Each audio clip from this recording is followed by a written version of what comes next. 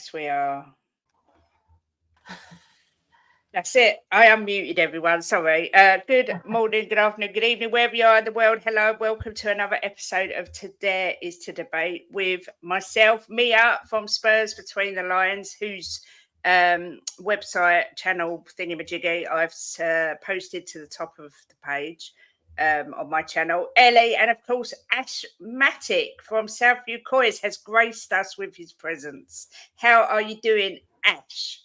I'm very well, guys. I would like to say a huge thank you to you all for inviting me. I feel like it's a pleasure being amongst three lovely ladies that know their football, man. They know what is going down before and after and during, and they've got the history behind them too. So I'm so grateful to be in your presence. Big up to the people in the chat as well. I see you, and all the silent listeners. I respect you guys. I'm one of them. I'll be watching. I'll be preying on the sly and be taking notes. That's how I know so much. Mia, how you diddling? Yeah, not too bad. Not too bad. Good. And Elly, how are you doing, lovely? Yeah, I'm back from Lowestoft, back in Enfield, back again. Back in London town. Yes. Big up to everyone in the chat. Please smash a like here if you're watching on Just a Girl Who Loves Spurs, or over at Mia's Spurs Between the Lines, and vice versa, as I say. Yeah, just thought we'd do a show. We've only got Ash for an hour. You know, he's highly in demand. So thought we'd do a show tonight talking about the up-and-coming Aston Villa game. Obviously, coming back from the international break and 2 losses on the spin. Yeah, I will say hello to everyone in the chat, but I'm going to get straight in and say Spurs versus Villa, obviously Sunday afternoon. Who will start? Will it be a Dyer and Davies combo at the back again? Is he doggy fit? I mean, what do we all thinking? I'm going to start with you, Mia, because you're next to me. Oh, do you know what? I think he's going to go for Dyer and Davies, even though I don't think that it's a popular choice. I've just got a feeling that he won't try these youngsters out because I think he thinks it's too risky. I've just got a feeling that is what's going to happen. I think he's more likely to change the midfield than he is the defence. So I do think they're going to start, to be honest with you, Kate. Yeah, I know. I hear what you're saying. What about you, Elly? Yeah, I think I'm afraid to say that it will be Dyer and Davies, but I hope Udogie makes it because he's such a fantastic presser of the ball. And like me, I think the midfield's going to be shaken up a bit. I think we might even see Lo Celso because I don't think he's quite fit yet, Bentancur, to play the 90 minutes. He might take a risk and play him from the start, but I think he might come off the bench myself. And then up front will probably be Sonny, Brennan Johnson and Kulu. That's how we've got no one else really, have we? Apart from Brian Hill, he hardly ever gets a look in. Yeah. I feel you. I feel your pain. Yeah. I'm saying it in pain as well. Oh no, I can see it. Ash, what are you thinking about the lineup on Sunday? So from what I'm seeing, apparently Ash Phillips has just left the England under-19s match versus Mexico with an injury. Oh. So even if we wanted to try him, we can't try him. So just forget it. Dyer and Davies it is. I think Udogie's touch and go. The reason why he didn't get called up for the Italian squad was because of the injury's been carrying. So I hope he starts. I'm gonna go with it. I'm gonna say he's gonna start. And in midfield, apparently Bentancur got minutes for Uruguay, and they're saying that he might get his first start after the ACL injury. So let's see what happens, man. Let's see what happens. I know he's playing. I think it's Bolivia tonight. Uruguay plays. So let's keep an eye out for that. See what happens. But if he gets through that fitness test, he gets more minutes, then maybe we see a Bentancur return because, as we know, he played Bentancur over Lo Celso against Palace. He brought him on before, so maybe he fancies Bentancur ahead of him. So Yeah. tell, but Do you agree know- with Els. I think it's the front three will stay the same at the top, same midfield more or less. What do you guys think about that? Some people are saying we shouldn't start Bentancur, but for me, if he's fit enough to come on however many minutes in, then he's fit enough to start and then take him off. I would rather he started and get taken off after, say, if it's 60 minutes, I'd rather him do that than to not start. Does anyone disagree, or do you think he's better to come on? For me, go on, Ash, you go, because you're the guest. No, I was gonna say, like, I would have. I get what you're saying, but it's just because he hasn't had many starts. I just don't know if he could go on with the ball. I'm confident. Without the ball, tracking his players, trying to pick players up, win those like midfield battles, the tackling and all that stuff. That's where I worry. Like him getting back, and it's against Aston Villa. It's no team. They're no slow coaches. Basically, that's what I'm saying. Yeah. So any other team, I would say, yeah, bring him on, make him start. But Villa, they're proper on it. So I don't know, man. I think I'll drop him out. I would. I'd start Bentancur if he's fit enough. I don't think he will. I think he'd start Højbjerg myself, which is worrying because he's got no legs really. But it's now you've just told me about Phillips as well. God dear, there's not going to be any choice but to start Dyron Davies by the looks. I heard that Udogie is 60% chance that he'll play. Obviously, we'll know more when Ange does his press conference, but it's concerning. I mean, I don't want the Kelso anywhere near that team, but we're really down to the bare bones. I don't know what the answer is. I'm not going to lie. Yeah. True. I mean, like I say, I'd love Kulu in the middle, but then who are you going to put on the wing? We'd have to put Porro and then put Emerson behind him, wouldn't we? Yeah. Well, some people would say Hill, but personally, not for me. I think he's just not got enough. Yeah, I agree. Maybe to come off the bench, Still, but I think not he's to still a bit start. weak, in my opinion. Yeah. No Basuma as well, guys. So no Basuma. You're gonna have to bring in Højbjerg. I think Højbjerg goes as the 6, Sarr goes as the 8 because he's the legs. He's gonna be the one covering the ground. I wouldn't put Sarr in that position we played last game against Wolves in that attacking 8 where Maddison normally goes. You're kind of forced to play Bentancur, to be fair, unless you play Lo Celso. You know what I mean? So it's either one of the two. Like you could start Bentancur, as you guys said, and then if he runs out of steam, you bring on the Celso, and then you just hope for the best. And hopefully we're protecting the lead. But Ange doesn't do that. Ange doesn't do this whole protective thing. But it's in those guys' nature. The old boys just go back to default. They can't help it. Do you know what I mean? It's not in their DNA. They don't have the minerals. Do you know what I'm saying? If they had the minerals, it'll be a different conversation. But I just feel like they drop back, and they don't even realize they're doing it. Because I remember. I'm going to talk about it. I'm scared. I know. I'm sorry. I apologize. I'm going to talk about Conte for 1 second. Just hear me out. We were half FC under Conte. And Conte always used to say, I don't tell them to drop off. I don't tell them to do that. They do it themselves. And guess who was the back line? Who was the back line at them times? It was same culprits that we're seeing today. So I just think with those back two, they kind of have it's a little gap between them and the midfield, and then it just invites the pressure. You got to add Højbjerg to that mix, and it's the same DNA. I'm sorry, guys. No, you're right. And you're giving Ange the tools, but blunt tools that don't, like you need an extra battery. You put in like a AAA battery, but you need like the fat battery. You're not old school fat Duracell battery. And the math ain't mathing. I'm sorry, guys. It's not looking good. I'll be real. Bloody hell, Ash's voice of doom and gloom. You know what? We have to invited on again, ladies. That's the last time we're inviting him on. Wow, what just happened? I'm just saying that it's mad, isn't it? I apologize. You can still get the job done if we score early. I mean, we're at home, so that's positive. We've got the home advantage. Yeah. So when they're away, they don't tend to do too well. We saw what happened against Nottingham Forest. We saw what happened with Liverpool.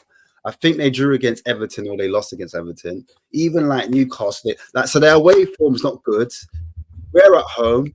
We've had less home games than any other team in the Premier League, I think, or one of the least home games. So that stadium has to be a fortress. We're going to have to roll those players on and it's going to have to be on it. And we start fast and, did I bring it back, guys? Did I? No? Kinda did. You'll be telling us. Sorry, I'm not convinced. The only fast midfielder we've got is Pape Sarr. The rest of them are they're not fast, are they? Even Lo Celso's not particularly quick. No, and he's quite a lazy sort of style player. He doesn't do that energy, Ash. You know what I mean? And it doesn't look like he wants to be with us either. Yeah. Which is doubly the trouble, Yeah. So we have to pull one out of the bag. We have to really pull one out of the bag because it's going to be a tough slog this game. Darren Fearon. I know. Do you know what? We got Bash on because he's got $1 million smile and he's made me want to slip my wrists. It's only been started 10 minutes. If I talk, I'm in trouble. If I talk, No, but listen, Bentancur is quality. Let's not get it twisted. Bentancur, he is the goal in the friendly in the last game for Uruguay.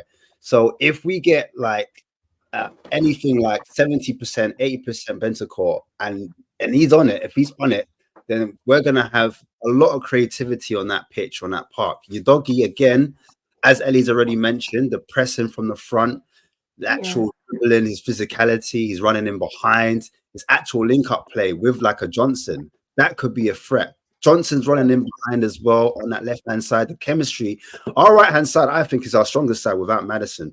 We've got the link-up, the duo with Porro, Sarr, and Kulusevski. Now, Porro sometimes plays as a centre midfielder. He drops into that hole. And so that's how we can kind of get in between the lines. You see what I did there, Mia? But anyway. Nicely done. I'm trying to bring it back. So it depends. If Porro's on it and Sarr's there to protect him when Porro goes forward, he could feed balls into Kulu. And also Kulu, it depends on what Kulu we get as well. We know Kulu on his day can be a menace at times. He's got the techers. It just depends what Kulu we get. If Kulu holds onto the ball too long, it's going to be a long day for us. But if Kulu makes his mind up quick, then he's going to be able to find players like Son. Son's very clinical in front of goal, and he loves being at home. He loves scoring at home as well. So we've got every right to be positive at the moment.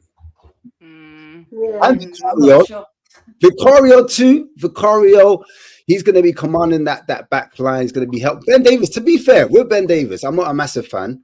He's a steady Eddie, in my opinion. But last game against Wolves, I felt that he was blocking, he was intercepting balls, he was doing that defensive duty on the ball.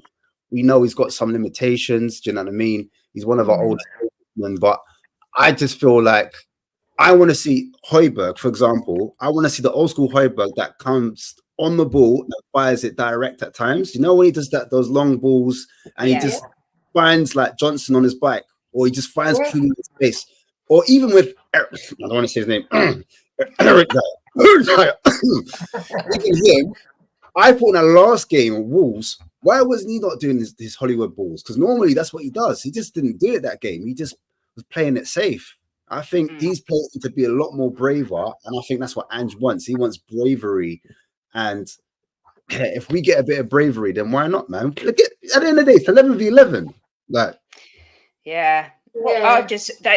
They're wingers and their attacking force of Villa at the minute look really strong. That's what worries me the most, and us scoring goals. I think Johnson's going to be a massive player for us on Sunday. I really do.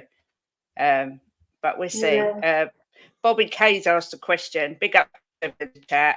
He said, if by chance we lose the next 3, which is quite possible, but not in his world, what do we say to those folks that will call Ange a fraud? Clearly, issue is squad depth. Mia, I'll go to you first. I wouldn't say he's. I think that people call him a fraud is just a bit too much in it. Let's be honest. If he would have spread out the games that we had lost, I think people would be feeling differently about it. I think we all expected bumps in the road, didn't we? So I just think that people were just jumping on him way too quickly. We're just going back in the cycle of getting the manager sacked. So why would we want that? You know, I just don't understand it. I really don't. And do you know what, Hussam? Last night you said that I didn't have the same energy. Yeah, come on my channel and I will give you energy. I will completely call you out about some of the rubbish that you said. So don't even tell me that I haven't got the same energy, because I used to come on Twitter whenever you used to say things about Tottenham, and I definitely used to tell you back like what I thought, man. Don't ever think that I wouldn't give you the energy. Yeah, suck it up, Buttercup. Yeah. Don't get it. Yeah, Hussam. I call Ellie, it what the do you... taker.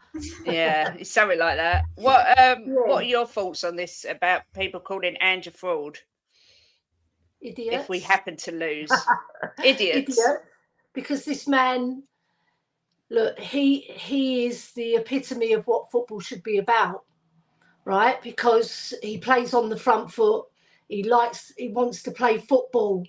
We're here to entertain, right? He gives us everything we want, but now he's got to adjust the team because he hasn't got the minerals, as Ash so eloquently put, right? Because he's got limitations in the team. So he has to find another way to win, right?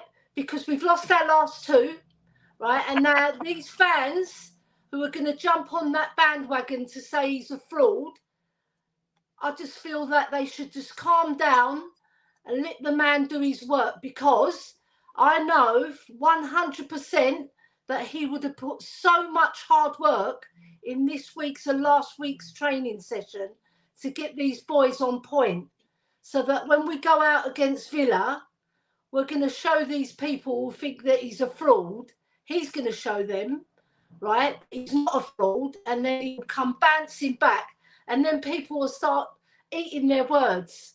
Just mark my words, because this guy, he's had these upsets at other clubs as well, and he's come back stronger. So, yeah. What do you think? Everybody. What do you think, Ash? Alone. Let him do his work. Because obviously, if we do happen to lose the next 3 or even possibly 4, you know, it's possible.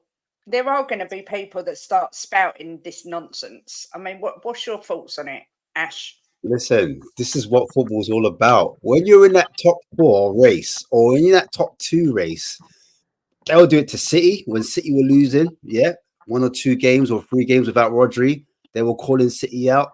When Arsenal drop off, or Arsenal out, Liverpool, if they lose 1 game, they're onto them. So, like, of course they're going to call us out. People are worried about us. That the media are loving Andrew right now. Could you imagine? Robbie Williams made a rhythm with it. Like, obviously it was Robbie Williams' song, but we remixed it. We remixed the thing. And listen, people were loving it, singing it. The whole listen, I went to Liverpool. I went to Sheffield United. It was like a nightclub. I'll be real. It was like a nightclub. And listen, who would have thought? Nobody called it. Top of the league. Are you crazy? We're only 2 points. Deep that. Like, hold that for a second. Like, the way we transformed. Remember, Kane left and everyone thought, listen, the wheel's going to come off. We're going to get relegated. That's what the fans were saying. Them same fans were saying relegation. Come on, man. Behave yourself. Yeah. So, the fact that the whole fan base is united, the fact that we're playing real fluidity, because people talk about Arsenal being fluid, rubbish. Yeah, we're the real fluid team, because the way I saw our fullbacks bombing on, like looking like strikers, the way I saw Bissouma turn into dark skin Musa Dembele, I was like, hey, yo, what's going on here? The way I love it. He put Casemiro on his back like a beetle. I couldn't believe it. He was doing Cruyff turns, dropping shoulders. I said, who's this guy? Is that my cousin? I said, wow.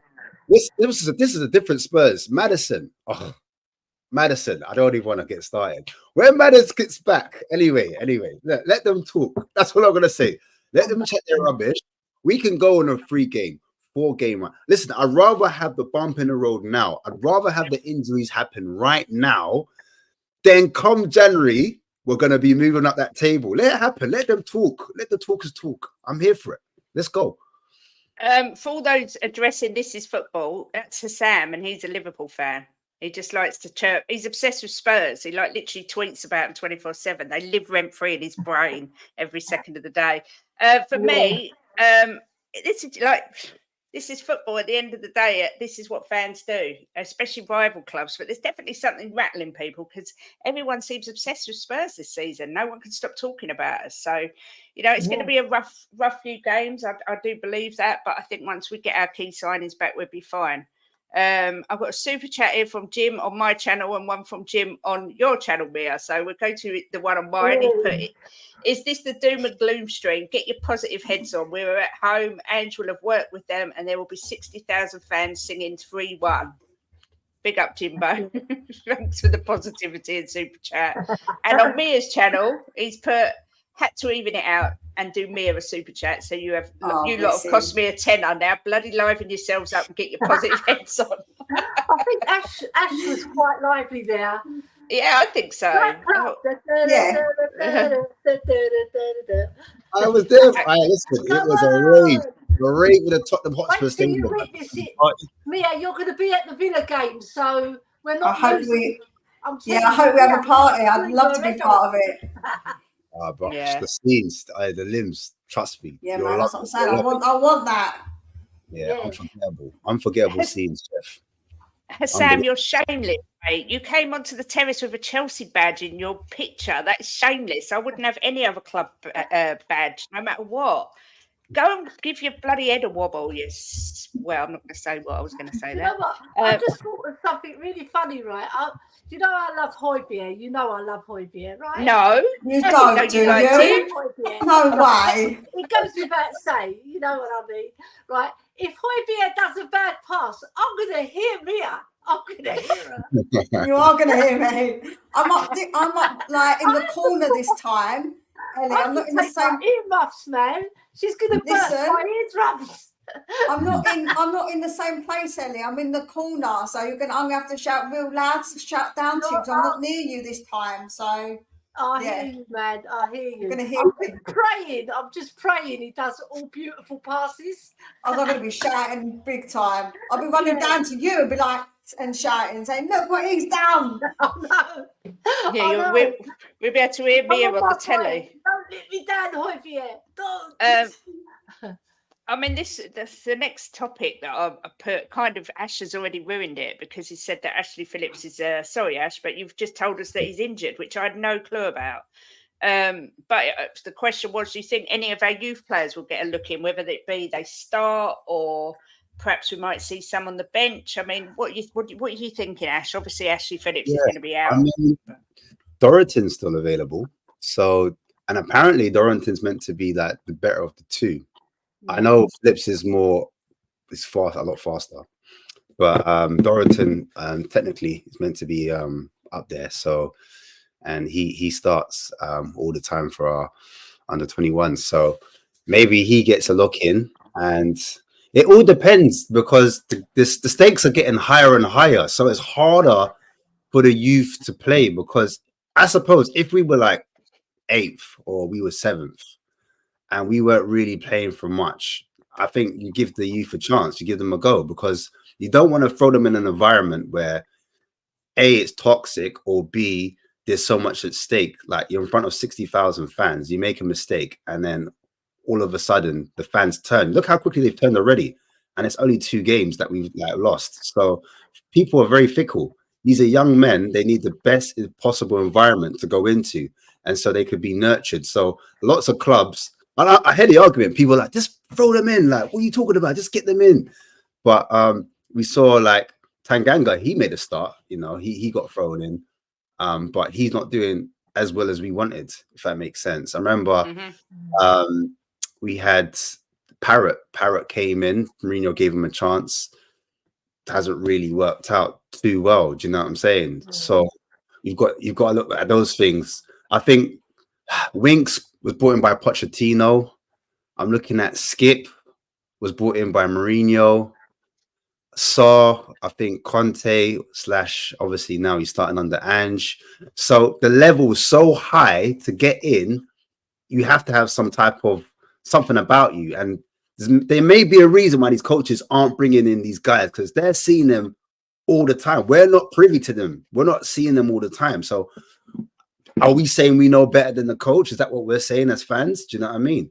Because we were calling for the right back. Remember, my man from Nottingham Forest. We were like, bring him in, bring him in. Why doesn't he play him? And everyone was getting onto him. And just looked at him and not brought him in. He put him straight on loan. So they can't all be wrong. And I remember, obviously, Conte was at the academy. It's just not the levels. If you're trying to push for Champions League, Europa's one thing. Because I remember when Kane bust through, and Elly and them, man, they came through the Europa. But when it's Champions League, it's just a next level up. So it all depends what the club's motivation is. If it's like top 4, and that's what they're telling Ange, like, we need top 4, blah, blah, blah. Come January, we'll give you more funds, blah, blah, blah. Maybe that's the reason why the youth aren't getting that. You know, if we were in Europe, it would be different. If we're in Europa, it would be different. We could maybe let some of these players in. Or if we were still in the the League Cup, we could probably play 1 or 2 of them in, but that's not the case. So I don't know, man. Like, I'm with the fans though, because I'm one of them. I was like, bring Phillips in. I was there with you guys. I'll be real. I was like, no, he needs to start him, because I just thought, we've already seen Dyer. He's trash. Bring one of the youngsters in, put him alongside the Davies, balance it out. Do you know what I mean? At least you got a bit of something that we don't know. And let's see what happens. But against what's it called? Bailey against what's it called? Aston Villa striker in I forgot his name's going in my head. Ollie Watkins and the rest of them. Like, you just think, do you really want to put him through that? Do you really want to risk in that game? I mean, I've said it before already. So I mean, that's my thoughts on it. Yeah. What about you, Ellie? I always think there is to do, like, give one youngster a try. You won't harm as long as you've got experience by them. You've got Davies, Emerson, if he plays, and then you've got Udogie on the other side, who's another youngster, but he's a very good youngster, you know, and he's bedded in very well into our team. So I don't want to see Dyer. It makes my heart drop every time I see him on the team sheet. Even when he's on the bench, I'm thinking, no, because we know what we're going to get with him. But with a youngster, right, this is the sort of game, because we can afford to lose now. We can afford to lose now, because we, like Ash said, I'd rather have it now than later. Or was it UK? I'd rather have it now than later, right? And I think one of these boys, Ash Phillips, if he was fit, yeah, I'd put him ahead of Dorrington because of his physique and his running power, because Villa are very, very fast. In transition, they're probably the best team I've seen this season in transition. When they're on point, they're very exciting to watch. So we've got to be wary of that. And Dyer, he's slower than me, I think. I think I'm faster than him, right? So I think he should blood one of them. That's my personal opinion anyway. I'd love to see Dorrington, because Phillips is not going to make it if he's picked up the injury, and he's getting rave reviews, the boy. I just feel give him a chance. What have you got to lose?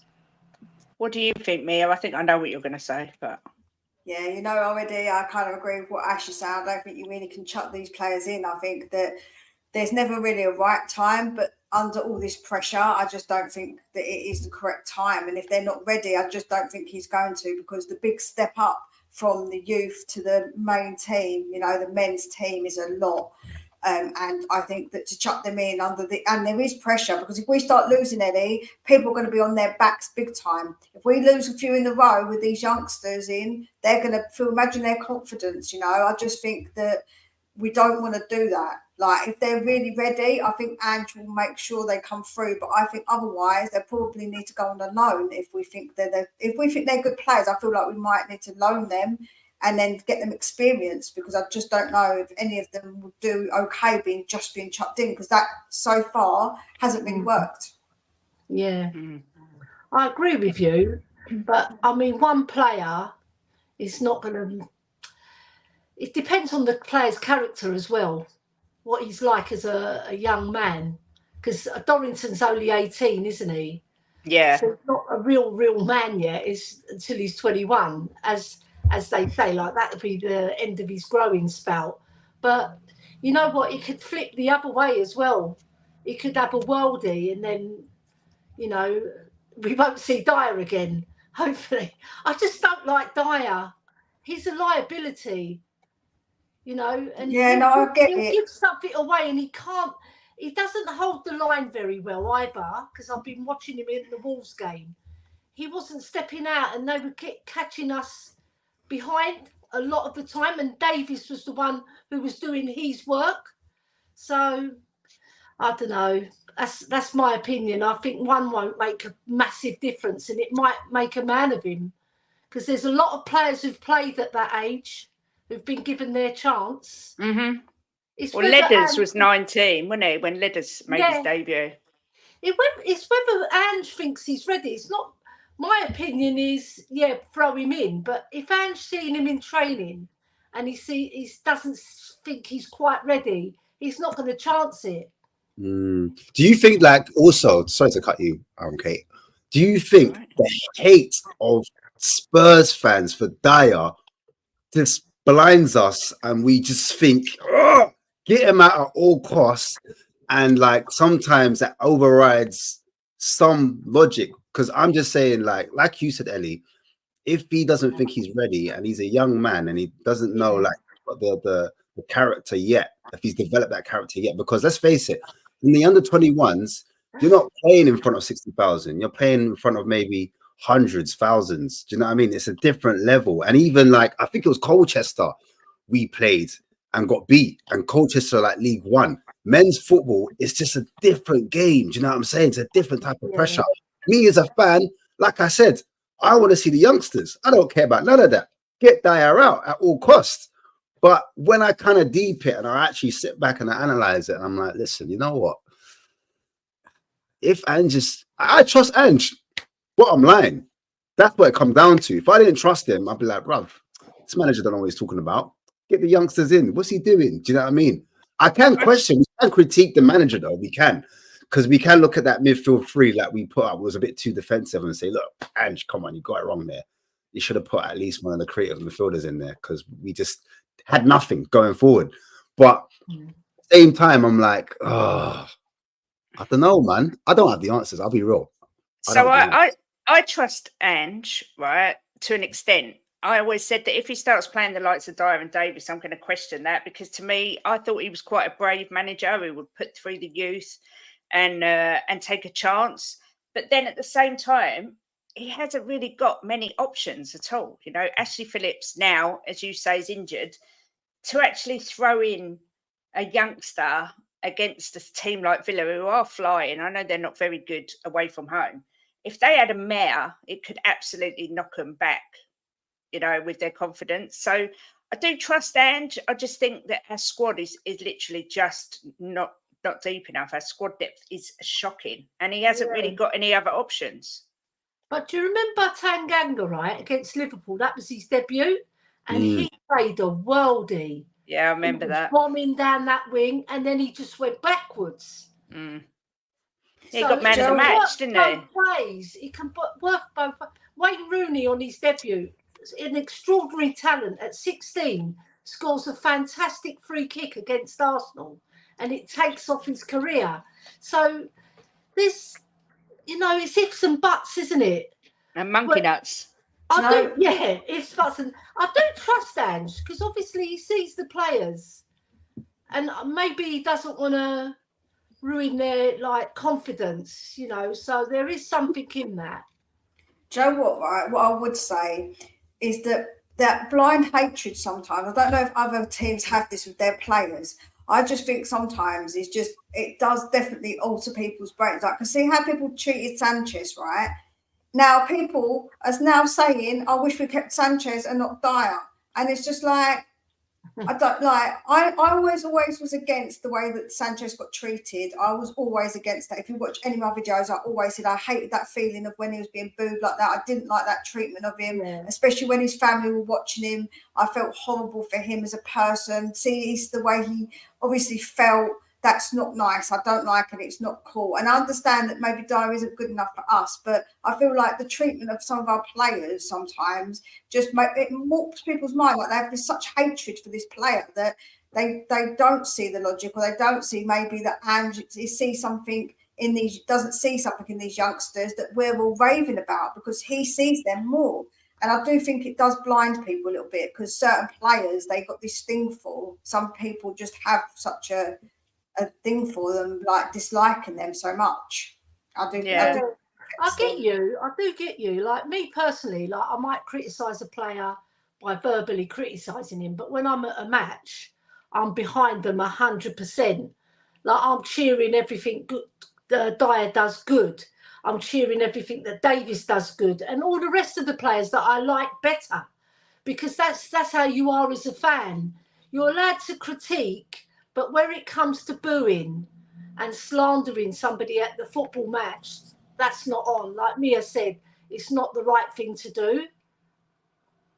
Yeah, I get you. I was talking on my show earlier with Jim about this kid Leo Black, who I don't actually know that much about, but they're absolutely raving about him. He's a midfielder that's playing as a winger at the minute. He's only 17, but he's got 3 goals, 4 assists in his last 4 games, something ridiculous. They reckon he is going to be absolutely outstanding. They're already comparing him to Alexander-Arnold.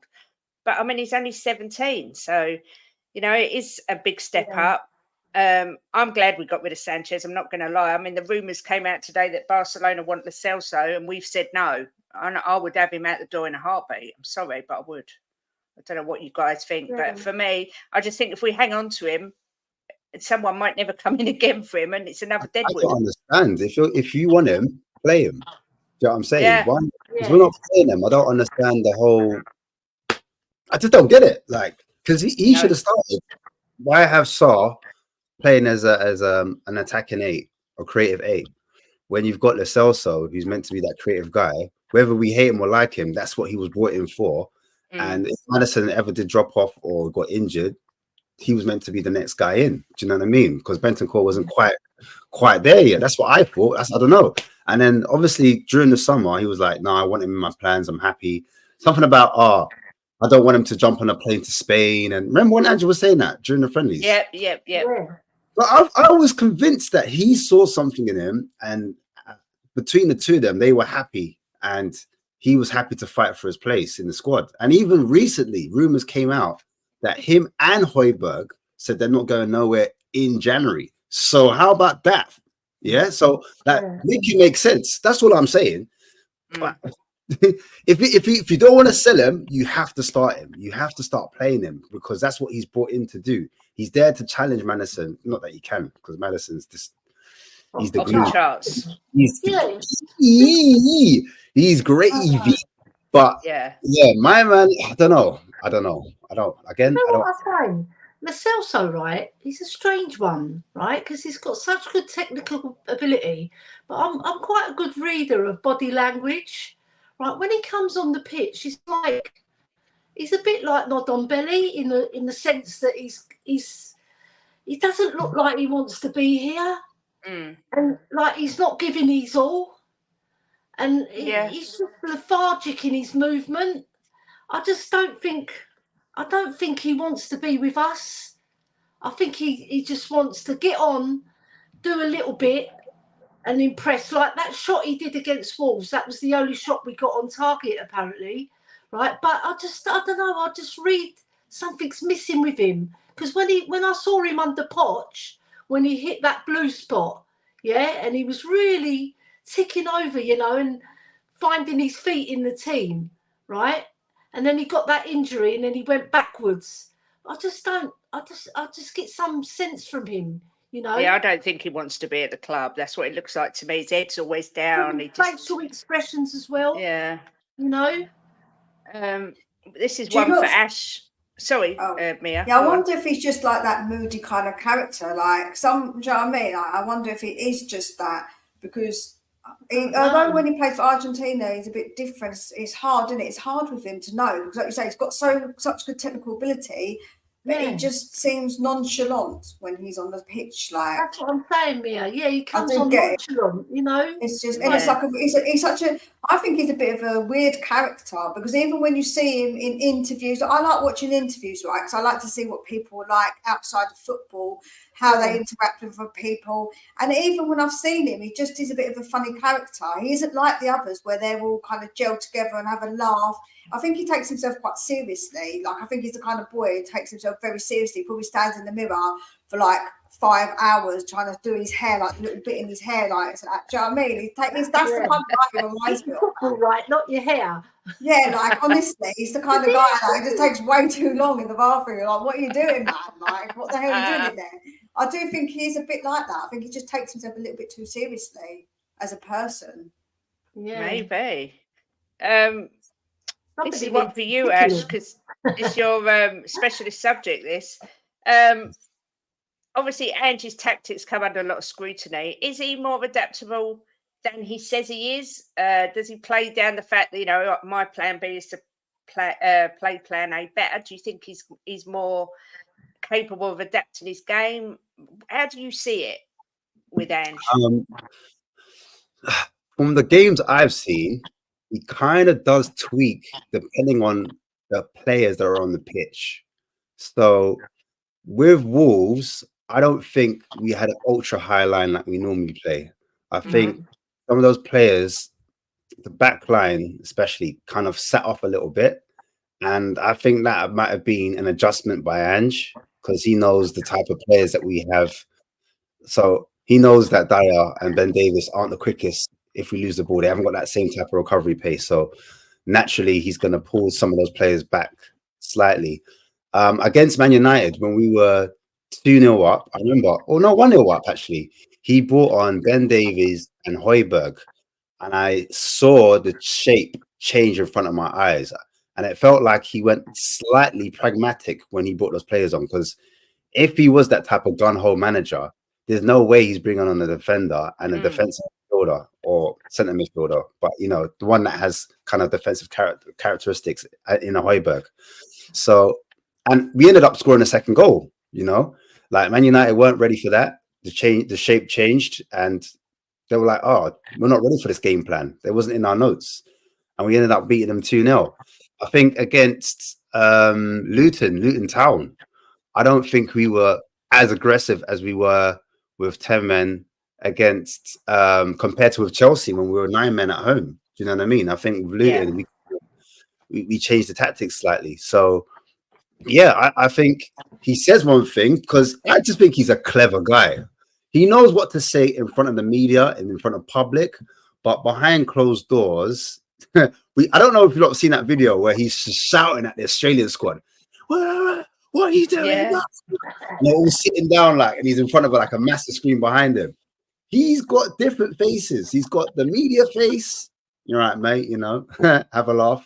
And then he's got the face where he's the dad and he's serious. Do you know what I'm saying? So there's a reason why some of the players are calling him dad and uncle. Do you know what I mean? So I honestly think he does tweak according to, and I think even at Celtic, there was times he didn't have the quickest centre back. He had one of our centre backs, in fact, that he brought over from Spurs. Vickers, yeah. So Vickers was in the squad, playing on the left hand side where Mickey van der Ven plays, and he tweaked it then. So, and again, the midfielders, even the fullbacks, the way he plays the fullbacks with Celtic, he kind of made them play in the midfield on a deeper line, if that makes sense, like alongside the 6, alongside the defensive midfielder. But at Spurs, he's utilising Udogie and Porro higher up the pitch. So it's slightly different to how he was at Celtic. And then even when Emerson Royale was playing at Wolves, I didn't see Emerson Royale super high up. He kind of sat alongside sometimes Højbjerg and sometimes Bissouma, do you know what I mean? And create like a small little midfield 3. So it depends on what he has at his disposal. He might tweak here and there, in my opinion. Could be wrong. Anyone could disagree with that. But yeah, I just think different strokes for different folks in my opinion, and even the way we pressed was slightly different from what I saw. Yeah. I think personally, I'm just going to say, I think if he had all the players he wanted that could play the system, I don't think he'd make that many changes. Because if you watch Celtic, they very rarely change that much. I know it's different if you go down to 10 men or 9 men, which hopefully won't be something that happens to us very often this year. But I think because he hasn't got the players to play the system, he has to tweak it a bit to fit in with what he wants. I mean, I don't know what you all think, but that's Even how in I the see it. season, even in the first season, he got rid of like 10 players at Celtic, and then Yeah. in the January window, he got rid of like another 10 or 11. So he had a massive overhaul. Do you know what I'm saying? Different club though. Spurs, we operate a little bit different. So I mean, we're not going to get. I'm not expecting us to move a whole heap of players out in January. It's going to be a lot of players are waiting for their contracts to go down. Some of the players are actually happy. They like the environment that he's created. It's like a family atmosphere. So some players don't want to leave, you know. But yeah, that's what I think. Yeah. What do you make of it, Mia? Yeah, I agree with you. I think if he had players, I think that he would probably stick to how he likes to play for the majority of the time. I think, like, even when you watched, if you watched Celtic playing against Madrid, it was mad. Like he didn't care. Like he didn't care who the team was. He just would play his way regardless. But that second season, Ange, first season, Ange is going to have obviously bumps in the road because he has to sort out who he wants to keep, who he wants to get rid of, and get players in. So I do think that part of it is to do with the players that he's got, because what options has he got? Well, our first 11 is fantastic. Bar that, what else have we got? What other options have we got? You know? So I think probably the only best option we've got, like really, is Bentancur. Once Bassoon is back, then obviously the only other option we've got that's good is to have Bentancur.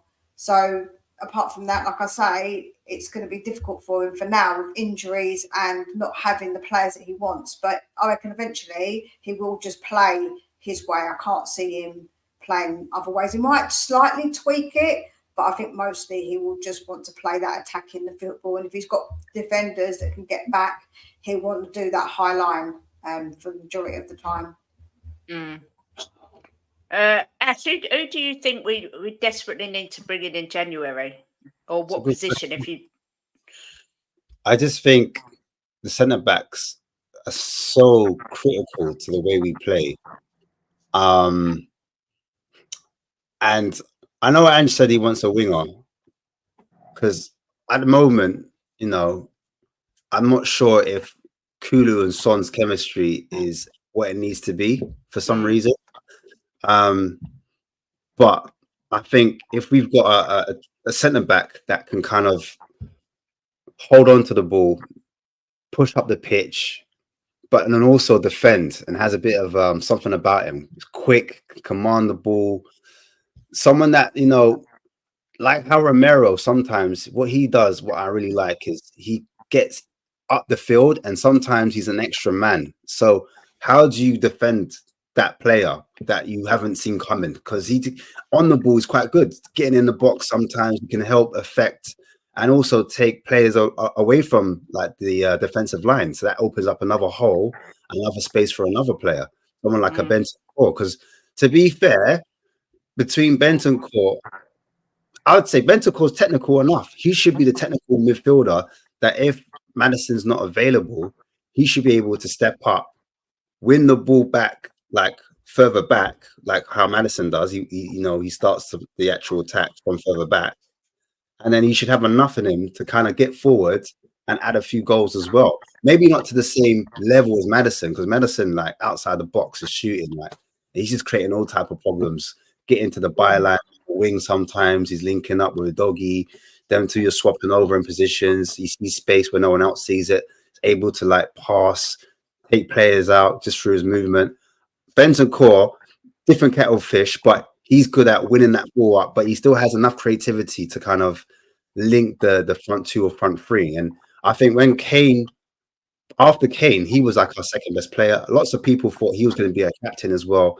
So he just showed all the characteristics that we kind of need when Maddison's gone, a player for his ilk to step up, because Maddison and Romero, they are part of that captain, that leadership group.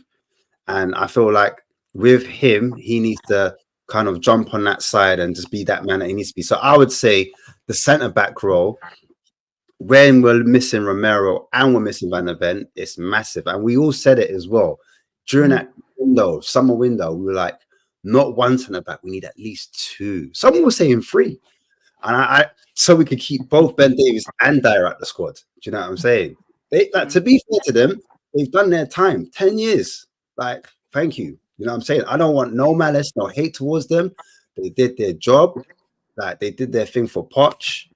They did their thing for Jose. Remember, they did get us top 4. Let's not forget that. So, but right now, we're on a new chapter. We're on a new build. And I just want to see a centre-back that can be good on the ball as well as off the ball, that can help the midfield at time and help the team up the pitch. So we can play that high press, front-footed football that we all want to see and all be entertained. That's any names? Any names of anyone you've seen or you fancy us bringing in? There's a few players off the top of my head. There's one guy, South American defender. He's not 100%, but like on the ball, he's quick, he's front-footed, he's Uruguayan as well, so he can link up with Bentancur. I like players that, you know, they can speak Spanish, or they can both. Obviously, they're both like from a country, so they've got things in common. So he actually plays for the Uruguay squad as well. So and he's 24. His name begins with a C. It evades me right now, right at the top of my head. I just can't pronounce his name. It's not Eric Chaya, is it? Eric Chaya, yeah, that was it. It's not Krishna. I looked at him. I thought he's a decent, because you want a backup. You don't want someone that, like, it depends what you want as a fan. Some fans want a player to push, and some fans would prefer a player that if he's happy to sit on the bench. No one's happy to sit on the bench, but at the end of the day, you don't want to make the team unharmonious, because it's all about balance for me. Do you know what I mean?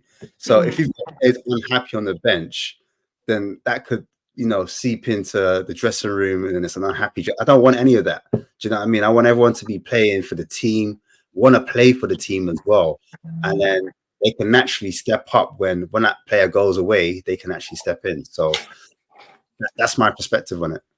I'd quite like Trevor Chalobah. I keep throwing his name around. Yes, Chalobah is good. I think you guys were on the show with me. We looked at him, and I think it was me. It was me and Mia were on, and it was the day that it come out that it wasn't coming to us, but you'd already done your own little presentation on him, so we let you do it anyway. We let you do it. We felt sorry for you, so just like, oh, bless him. Let him do it. But you might be able to do it again, Ash. You never know. I'll do a better one. How about that? I really like him.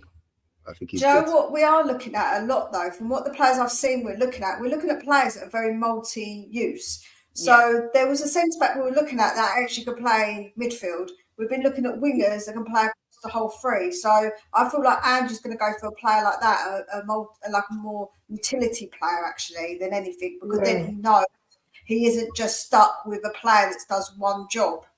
And do you remember when we spoke about that, Ash, when we did my video? We said that it's good for players to know other roles and how to play in other roles. So I think actually that's very much how Ange likes it, because that's the kind of players we are looking at. We are looking at quite a few that are a bit more multifunctional. I think Chalobah can play a few. I'm sure he can play as a wing. Was it a winger or wing back? Yeah, he plays a wing back or right back. Yeah. Played on the left as a centre back pairing. Yeah, I like him. I know. Quick, physical. He's very fast. Yeah, I remember. He's quite a fine. He's quite a fine specimen of a man. Oh, hello. Ellie's at it already. Well, he is. He's like his physique is really good, and he's very. Listen, he's no Romero though, you know. Sorry, And he's not got guns like Ash. Yeah. I don't think There anyone can compete with Romero's looks. I think he's the best looking. That's what you guys do. When I'm gone, you guys just sit down and build your ultimate man. Yeah, Romero. You don't have to look any further than that. I've already married mine, so I'm not building anyone. What are your predictions? What are your predictions, Ash, for the Villa game, score-wise? It's a good question. I think it's a hard one. It's a hard one because I am a Spurs fan, and so I want to put out in the universe positive vibes. I don't want to be against my team. I'll tell you the real score after the show. I'm joking.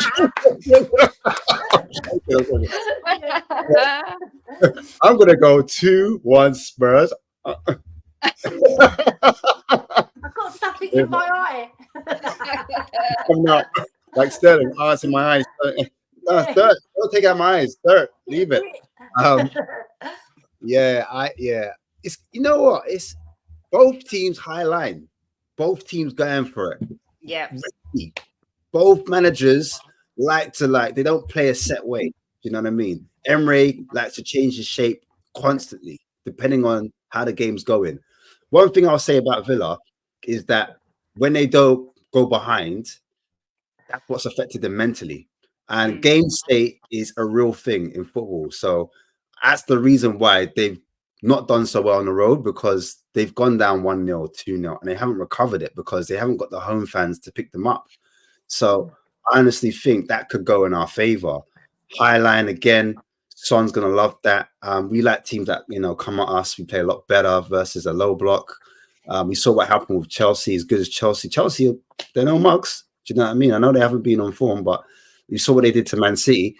And look, Villa are good as well. They're a good outfit. So if we can start the way we started against Chelsea, against Villa, I've got every hope and every chance that these boys can turn up. And we have got Big Ange as well. Don't forget that. We've got Big Ange. And I'm loving him instead. So do you really think we'll win 2-1, or are you being a winker? I'm trying to keep positive here because I came on a negative wins, and I'm trying to turn. Don't try and make him negative, man. Don't do that. No. Guys, I'm sorry. I'm taking receipts, so I'm just making sure that that's his final answer. Is that what we're doing now? Is that what we're... Yes, that's what you I should have known. Y'all set me up. Oh, like I said. He looks worried now. Look, he looks worried now. He's like sweating in that man. 2-1. But it's getting in your eyes, yeah? 2-1. 2-1. Come on, you Spurs. Well, I hope you're right. What about you, Mia? What's your score prediction? You can find out when I do my video. You've got to give it. No. Most people won't watch my video, Kate. It's not a team. I thought it was the three girls. I thought it was different. Wow. No, I think we're going to win. Oh, I was going to say, I think we're going to win. Right, Ellie. Yeah. Yeah, Ellie, that's what I'm saying. She moved on real quick. I think it'll be 2-1 as well. Okay. What about you, Ellie? I'm going to go 2-2 because I think it's going to be Desmond Tutu. And you know what? I'm pretty good at predictions. Yeah, I don't think we're going to beat them. I think it's going to be 2-2. Yeah. Well, I'm going to go. Sorry to put the dampers on it, but. Well, no, don't worry, Ellie, because I always do that. I'm going to go 2-1 Villa. Sorry. 2-1 Villa. I do, yeah. Boo! Boo! Oh, it's the lady in the orange. Oh, it's the lady in the orange. Sorry, I just think they're too strong for us going forward. I'm not going to lie. But I hope I'm wrong, because I'm useless at predictions, so I'm probably going to be wrong anyway. You're predicting the game I'm going to. We're going to lose, Kate. Like, I'm so disappointed. No one apparently they're not angry. They're just disappointed. That's how I feel right now, Kate. She's Oh, come no. all the way from the seaside, and you've put That's- the dunkers on it. Oh, look, I'm getting booed by everybody now. But She's blasted a gust of wind at you, Mia. Boo! do you know what, Mia? If we That lose, I'm blaming you as being a bad omen. Can't say that's evil. Yeah. Oh, shame as well. She didn't even start up. Shameless. Well, I was going to send you this orange hairband, but I won't Did send you see it what now. Jimbo put? Jimbo no- saying that. no sex for me now. That's right, Jim. Tell her. Boo. Jim probably thinks we're going to win 5-0 or 5-1 because that's what he says every game we play. But I just personally think this is a real tough game. Sorry. You know what I'm like? I do err on the side of Negativity. I mean, sorry.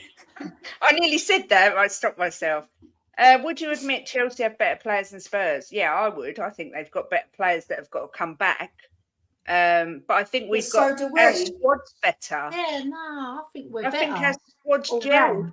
better as well. Chelsea's squad doesn't look like a squad. They all look Yeah, like maybe they've got a bigger squad, but I think we've got better players. Listen, bigger isn't always in better. In the key positions, we're better than them.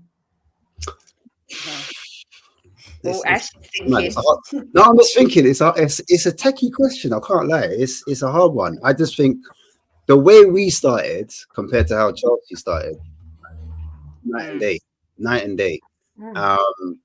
Our midfield at one point, I just thought we had the best midfield in the league. I'll be honest with you. Call me deluded, but the way it was like Sarr when we played against Bournemouth. I don't know if you guys remember, and Madison scored that goal. I just thought we just ran that team rugged. Even United, I remember that game. That was amazing. That was just great. But Chelsea are now starting to find their tune. Do you know what I'm saying? They're now starting to find their rhythm. And I do like the look of that player called Cole Palmer. I think he's a good player. Really like it. Ash, when I was on your show, I don't know if you remember, but when we did the transfer roundup, you said which player excites you the most. You give us a list of all the transfers. And I said to you at the time, we signed Ashley Phillips, and you said, what do you think? And I said, now, if you'd have said we signed Palmer, I would have been excited. So I picked him up back then, and he is looking mustard. Yeah, he's quality, man. He's quality. I think Gallagher, to be fair, Gallagher's taken the armband, and he's doing very well alongside Enzo. So that midfield, the work rate between the three of them, very good. But I just feel like, in terms of imagination, creativity, when we have all of our players fit, you can't stop Spurs right now. We're top. We're hot Spurs for a reason. Agreed, but we haven't got all our players fit for the weekend. That's what worries. No, they have to know. Like I said at the start of the show, I said, let the bump, let the losses, let the injuries happen now. Because when we're back, I don't want to hear it. I don't want to hear it. Yeah, I agree. Yeah, I do agree with you. I feel really negative now. I might change it to we're going to win 5-0. No. You keep your energy. It's all right. It's all good. It's all right. Positivity out to the universe, but not into my brain. I'm going to do a Harry. Oh, don't. I'm going to do a Harry on you. Don't. Harry. David Clark saying Villa's best players out for the weekend. Who's that? Who's out? Yeah.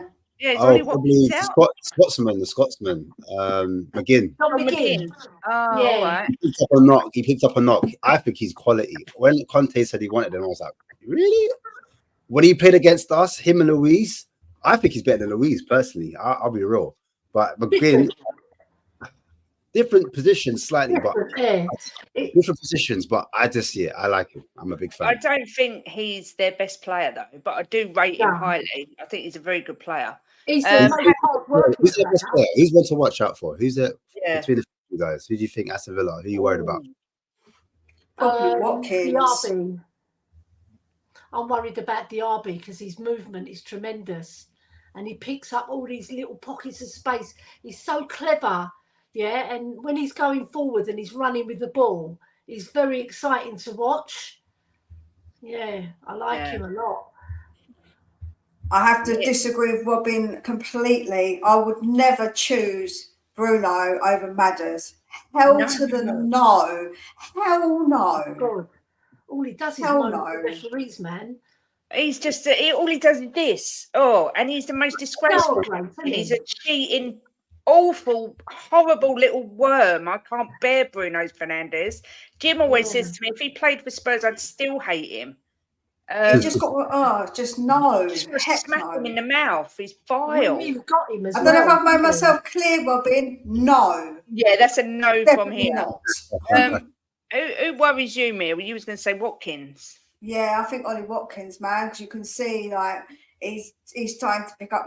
I think sometimes you think, oh, he's not going to be that, like, he can have games where he's not that good, but when he's on fire, I think Ollie's really good. Yeah, I'm with Ellie. I think Diaby's the one that worries me the most because I just think he's fantastic. I would have loved to have had him over Kulo. I think he's just different gravy. But what about you, Ash? Who do you think we should be worried about? Yeah, Diaby's pace is anyone with pace. You don't want to play against them. Running at your back line, Tyre and Dave. It's a problem, isn't it? They're not going to catch them up. I understand why you're but like I said before, it's the Scottish Messi, like McGinn. For me, he's just so aggressive, like physicality on the ball, wins the ball, and he can change direction, drop a shoulder. It doesn't look like a player that should be able to play. If you look at him, You're right. He's like a pub. Yeah. Playing. He just done it. Like, I don't rate this guy, but when you watch him, he's so busy-bodied, and the way they play him like he's meant to be a wide midfielder, but the way he comes in all the time into central midfield and dominates, and then he's so forward-thinking. He gets the ball forward to those key players like your Watkins, like your DRBs.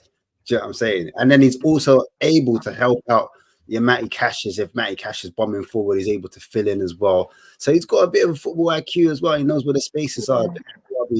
So he's a bit of he's a perfect blend in my opinion. So I worry about him. Like I want to get him under control as much as possible, and then maybe we cut off the supply to DRB that way, in my opinion.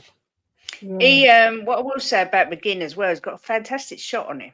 He's got some great goals. He's just a really good player. He seems to get better every year. I don't know how, but he does. But he's very underrated, I think. I remember he scored one at White Hart Lane, which was absolutely fabulous. And I thought, who's this like? You know, he just banged one in. But he's like a shorter version of Paulinho at Fulham, isn't he? Because Paulinho's got a similar game to McGinn. Engine. Take McGinn and Ramsey over all of our midfielders. No, not over Madison. Madison Basuma. No, Madison Basuma. No. I do like Ramsey. Ramsey's young, he's quick, he's fast. I think he's still injured though, but he's another player that he like off the wing. He comes from out to in. He's just a problem. They've got a lot of players that can do that. They just kind of in that kind of channel where they just attack the box. They just run in the defense. That's what I worry about because even Wolves, that's what they were trying to do. They were just trying to run in behind the centre backs. No, our midfielders aren't picking them up. Like Højbjerg's watching, or Basuma's even watching. Do you know what I'm saying? I know Basuma won't be playing on Sunday, but I'm just saying our midfield.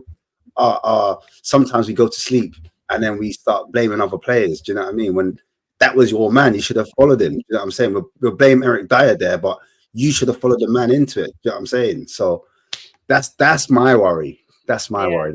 There's that running behind. If you haven't got the pace, some players give in. I know they shouldn't, but if they're not getting there, Dyer gives in all the time. He's like, I'm beaten. There's no point. I'm done. Yeah. Like, it's frustrating as fans. So like, because you want everyone, even if you haven't got the pace, just give 100. Give man 100. That's all we ask for. If you get beat, you get beat. But never ever give up. Never quit. Don't stop running. Like, because you're just because you never know. You running could inspire the next man to carry on running, and that could be a block off the line. Do you know what I'm saying? He even said the quickest, but the amount of tackles he's done off the line and headers off the line he's done, like over the years. I know. Ash, you know the first goal, right? I watched it very carefully because Dyer, right? He's got the ball and he's got the whole pitch to aim for. Yeah. And kicks it off. That's right. Boots it off like willy-nilly. Rubbish. Right? And then they take a quick throw in and they caught us off the hop. Then Dyer, he tries to block it, but he's not brave enough. So the ball swerves round him. And then poor Davies, he just hasn't got the pace to recover. Yeah, exactly. If that was Van de Ven, that's getting blocked or cleared. Definitely. 100%. Definitely. So we got caught napping, and the second goal was similar, but with a bad pass. A bad pass by Højbjerg, but then Lo Celso, he was half dreaming, gets the ball nicked off him, and then Højbjerg tried to recover, but he just couldn't. He just didn't have the legs. Yeah. He tried, but he didn't have the legs. And then what's his name? Lamina went in, and then everybody was ball watching. That's right. That's on the head. That's all it was. That's all it was. Ball watching. Man. They don't anticipate. Your man. They don't smell the danger. That's what you need to do as a defensive unit. You need to anticipate worst case scenario. Yes. Take a couple yards back, couple steps back, just in case a player gets in run of you. That's how they beat you. Pass and move. 1-2. They're not following your man. You're not picking up. You're too busy watching the ball. You're not showing the player onto a weaker foot. And like things could be blocked, things could be avoided, but because it happened so quick, and also going back to that Dyer point, Dyer had an option to play the ball inside into Porro. Porro was inside the field in that kind of midfield position that he likes to drop into when we're trying to build out from the back. He went for Kulu. Kulu's all the way up the field, and there's a player in front of him. That's the reason why he knocked the ball off the pitch. For that reason, he could have even played it back to Vicario if he wasn't sure, played a safer ball. Vicario could have then played it out to Davies, and we could have circulated the ball on the outside the other way around if he was under pressure like that. It's the 90th minute. He's seen the time. And remember, Andrew said, I don't want to focus on the time, but he's clearly worried about the time and he's panicked. And that's why he's knocked it off. And that's what's put us under pressure. He's not filled in quick enough back into the box. He's kind of hanged out on the outside. And that's the reason why he's kind of napping, doesn't get that block on. And as you said, Davies doesn't have the recovery pace. A whole heap of errors. But I can't think, if we'd scored that goal against Wolves, we would not be micro-analysing that. Because that goal, Sarabia, was dope in my opinion. The way he controlled it on his knee and buried it, I said, "Hey, yo, that I didn't see the game live. I saw it afterwards, but no one told me the goal was so good. Everyone was just talking about Dyer, this player, that player. I watched the goal. I was like, listen, if we had scored that goal, we would be going crazy. Like, we were analysing Wolves' defense and saying, look at their midfield, we're napping in the but because we're fans, this is what we do. We kind of like hyperbolic. We kind of magnify the situation tenfold. I mean, because the reality of it is 90 minutes, they didn't score, you know, and they didn't really have that many chances. I think they created like 2 chances where they could have tested the keeper, but they didn't do that. Do you know what I'm saying? So it's as a fan, I get it because I'm the same. I'm there looking at every little knots and crannies. I'm like, what are these players doing? That's not good enough. Do you know what I mean? I get frustrated, but I have to sometimes take the Spurs hat off and just be a neutral and be like, you know what? Actually, no. Credit to Wolves in that period there. Could have been avoided. I do agree, though. Guys, I've got to go. I want to stay longer, as you can tell. I'm still talking. We like you talking. Don't leave me. Thing. That's why he done it, so we can beg him to stay, innit? He just wants us to beg him to stay. Yeah. I know your game. You have to come back and tell us the real score after. Yeah, when can we find you next, Ash, or everybody? Obviously, there's his channel there. Over at Southview. The reason why I'm having to shoot off, not only am I trying to prepare a video for a show that I have at 9:30. Yeah. I've got a show in 15 minutes, basically. This is why I'm trying to sneak off. So I'm not trying to take your viewers. I'm just saying that's my show. I've got a show at 9:30. So everyone head over. We're carrying on the chat. Yeah, make sure you all go over. Yeah, when this finishes. Marlon's stuck in a bit of traffic, so it might not be 9:30. That's why I carried on for a little bit longer. Okay. So yeah, we might start a little bit later. But big up you guys. Thanks for having me on. Thank you for coming. Pleasure as always. Everyone in the chats, you guys have been remarkable again. We love Spurs. We're all Spurs crazy. We're obsessed with them. We can't wait for it to start back again. Sunday, I'll be watching it, man. And hopefully we get the W, man, because that's what we want. We want to be entertained. We want to win in the right way as well. That's the biggest thing for Yeah. us. We're winning the Yeah. right. We don't want to sit back and scrape the 1-0 like that. Let's go for it, man. But Look at guys, Ash's $1 million smile. big up the silent Big up, listeners Ash. Take before. care of yourself. Make the show every time, man. Love and peace. Yeah, see you soon. See you See soon. you, Ash. Bye. I'll see you later, Ash. I don't know if you ladies know, but Greece have beaten France 2-1. Yeah, I saw Oh, Jacob really? tagged me. He Yeah. tagged us in the group chat. I was like, look, But Yes. France are just bringing on Mbappe, apparently. I So got big Ash up front. yeah, but that was lovely to have Ash on.